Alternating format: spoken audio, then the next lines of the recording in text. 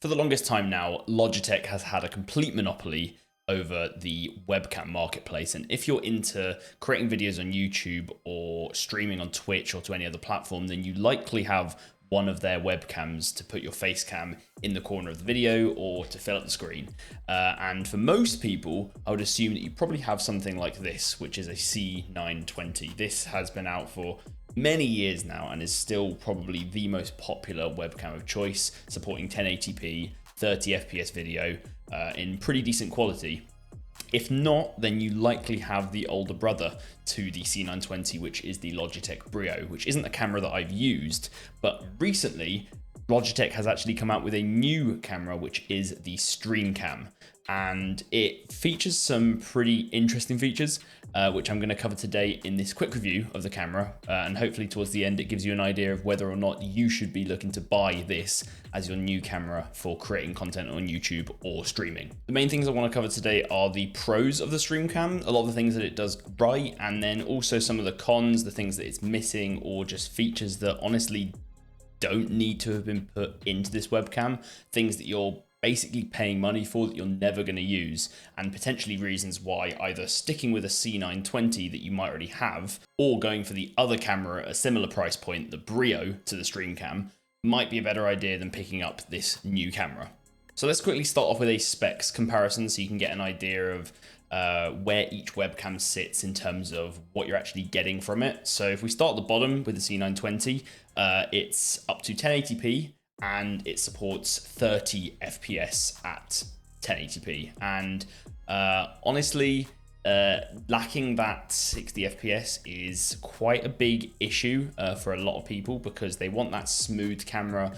They've got their gameplay sitting at 60 FPS when they're recording, and so they also want their webcam to be at 60 FPS, which makes sense. And this is a feature which is missing from the C920. One of the reasons why it's at that cheaper price point of about 50 to 60 pounds at the moment on Amazon, which does make it affordable. But as I said, it's quite an old camera, which is missing some of the features of the newer cameras. If we move on to the Brio, which is the other camera which has been out for a little while now, that supports 1080p 60 FPS, but then also supports 4K 30 FPS, if that's something you're interested in.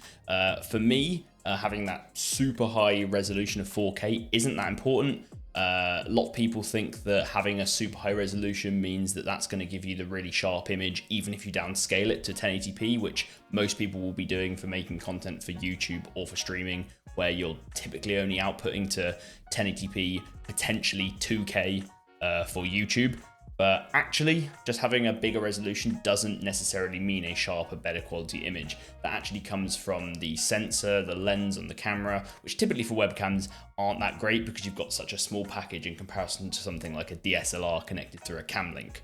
The Brio also boasts a 90-degree field of view, whereas the C920 only has a 78 field of view. So a much bigger field of view, which to a lot of streamers might be quite a nice thing to have if you want to show off more of your room, if you potentially can't get your camera too far back and so you end up being really close to your camera, then having that bigger field of view, it just means that you don't take up as much of the space and you can show off a little bit more of your surroundings. And the Brio currently sits at around £130 on Amazon. So that gives you a bit of background on what we've had for a little bit of time now. And now I'm going to go into what the StreamCam has as its main features. So number one, it is only up to 1080p. It doesn't go any higher than 1080p. So if 4K was something that you were really looking forward to seeing in this camera, it's not here. You only get up to 1080p, which to me isn't a big issue, but to some of you might be. The StreamCam does record at 60 FPS, however, which, as I said previously, is a massive plus for me. From this footage, you can see the smoothness you get out of this camera in comparison to 30 FPS. It was literally the first thing I noticed when plugging this thing in, and it's honestly just made the content that I've started making both on YouTube and back over on Twitch just far better in terms of the quality. I'm a much bigger fan of it because of that 60 FPS, and it's something that I genuinely wouldn't want to give up now and go back to. One of the unfortunate features is that it's still at 78 FOV, same as the C920. It doesn't have that 90 field of view that the Brio has, which is a bit of a shame. I feel like that was a really good feature of the Brio, and for some reason they've actually left it out of this camera. I feel like the lens is big enough to support that field of view, so I'm surprised they didn't add that as a feature. It's not something which I'm going to super miss because I've been so used to the 78 field of view, but if you're someone who's been using a Brio and is used to that 90 field of view and getting all of that image around them, you're definitely going to miss it in this camera because it's not there. Another thing that you'll instantly notice about the StreamCam, which is a big plus for me, is that it connects to the PC via USB-C rather than a standard USB-A connector, as you can see here. And for me, that's really, really good because both my motherboard and my graphics card have USB-C slots in them. So I can plug that straight in, and USB-C supports a really, really high throughput of data. So I'm not going to have any issues of the webcam not being able to send through the image properly. You're not going to have any weird artifacting. It's just going to help towards that really, really good picture. It's not as if the USB-A connection was really ever going to cause any big issues in quality. But if your PC was getting bogged down or for some reason it couldn't keep up with taking in all the data through a standard USB-A port, that USB-C port's definitely going to keep up with it. I would say that out of the C920, the Brio and the StreamCam definitely boasts the most accurate colors that you can get from basically any webcam I've seen. As I've said, I don't own the Brio, but I've seen a lot of footage from it, and a lot of people saying that sometimes it does struggle to get a good white balance, get good accurate colors. And in this comparison, you can see here of the C920 and the StreamCam, you can see that the StreamCam definitely gives me that proper skin tone, gives nice contrast, even in what is currently quite a bland room. It still actually manages to show a little bit of contrast between the colors, which is nice. Also, one of the biggest surprises was that the auto exposure and autofocus on the StreamCam are actually insanely good. I would never dare use the auto exposure on the C920 because it would go all over the place. If it lost its kind of proper exposure setting, it would struggle to find its way back. Whereas you can see here, the StreamCam definitely has no issues. And I was having issues with kind of light banding and weird shutter speeds on my previous cameras, which I always had to basically put a band-aid over and just hope that no one noticed, but I'm not getting it at all. One final advantage of this camera is that it always saves its settings, for me at least. One of the things which you'll have heard a lot about the C920 is that it sometimes didn't seem to save your settings. So if you set up your exposure and your brightness and your gain and all that kind of stuff perfectly, then when you turned off your computer, went to bed, woke up the next morning, wanted to do some streaming, it didn't maintain any of your settings. You had to go back in, disable some auto settings, turn on some auto settings. It was really annoying to just have to do that every single time you started a session of streaming or content creating. And so not having to do that now is just making things a lot better for me. So let me move on to some of the kind of big cons. And I think the biggest con of this webcam right now has to be its price point. I think that honestly, you are getting a really good camera in here. You're getting a really good sensor. You're getting that 60 FPS, 1080p. You're getting good colors.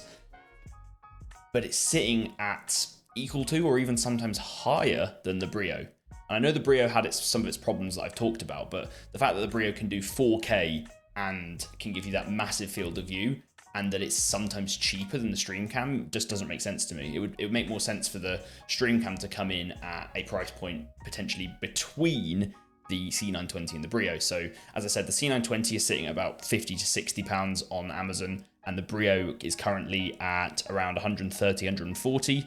The StreamCam is 139.99. So it's either equal to or over the Brio. I feel like it would make more sense putting it around the £100 mark. That seems like a good price point that I would put it at. But yeah, it's got a pretty high price tag. I'm assuming the reason for its high price tag is basically because all of the marketing behind this has been showing off a lot of different features that this webcam has that just aren't actually that useful to your kind of standard streamer, to be honest. You can actually take the camera off its stand and turn it into a portrait mode, which is completely pointless for basically most streamers. There might be some streamers out there who have some specific need to instead have a portrait camera, but if you ever wanted that portrait effect, you could just crop the sides of the screen in and just fit it to where you wanted it to. So it's almost like they're trying to market it for people who want to make like mobile phone videos, but most people who are making mobile phone videos are just making those videos on their phone. And then it also features some other weird features like image stabilization, which is usually what you'd have on a camera to make sure that it doesn't kind of shake around, which is a weird feature for a camera that you're attaching to a desk. I guess if the desk wanted to wobble around and when you were kind of playing your game, then it might be able to help with that, but I haven't really seen a point for it. And it also has this kind of funny feature which could be used, I guess, for some kind of joke videos, which is called smart framing, I believe. And it basically makes the camera like follow you around as you move around the frame, and it kind of looks funny, but apart from that, it's just yet again another feature which maybe took a lot of development to make, but is actually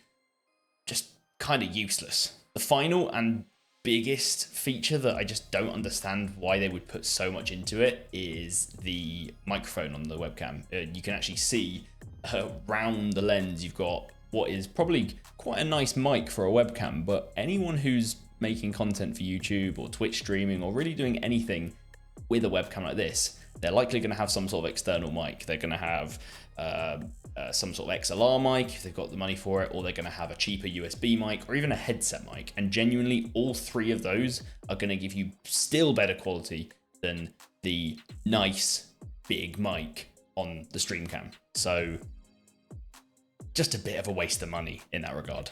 But after all of those kind of cons of basically mainly the price point, we're still in a fairly saturated market. And really right now, Logitech is your only option for a decent, high quality webcam. And as I said, it's either going to be a C920 or something like the C930 range, which I don't know much about, or it's going to be a Brio, or it's going to be a StreamCam. And since purchasing the StreamCam and using it a few times, do I regret my purchase? No, I don't. I think it's a really, really good webcam.